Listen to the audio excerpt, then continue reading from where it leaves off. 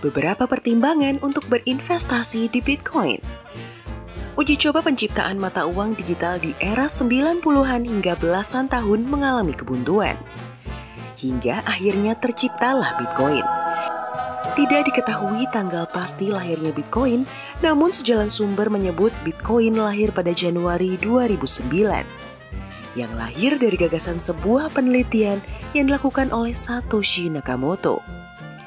Satoshi Nakamoto adalah nama samaran dari penemu Bitcoin, karena memang masih belum jelas apakah dia adalah satu orang atau sekelompok orang. Bitcoin sendiri memiliki jumlah yang dibatasi di seluruh dunia. Totalnya hanya ada 21 juta keping.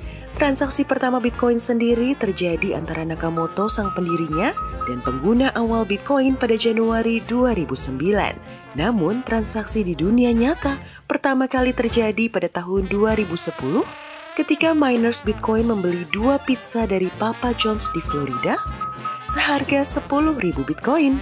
Dalam perjalanannya, Bitcoin perlu melewati proses yang panjang sebelum menyandang status mata uang digital paling mahal dan populer hingga saat ini. Nah, Zipster, berikut ini adalah beberapa kelebihan yang bisa dipertimbangkan dalam berinvestasi di Bitcoin. Pertama, likuiditas lebih besar. Bitcoin memiliki likuiditas yang lebih besar dibandingkan dengan mata uang kripto lainnya.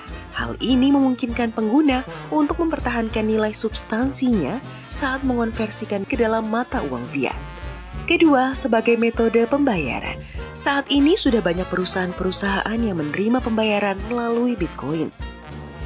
Hal ini tentu sangat menguntungkan bagi pengguna Bitcoin dalam melakukan transaksi.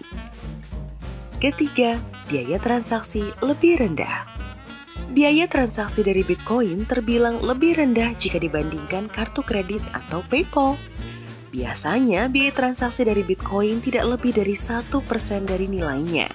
Hal ini berbeda dengan pembayaran digital lainnya yang mengeluarkan biaya 2 hingga 3%. Nah, dari sederet kelebihan-kelebihan yang dimiliki Bitcoin tetap memiliki kelemahan, yaitu pertama, tidak adanya pengembalian uang.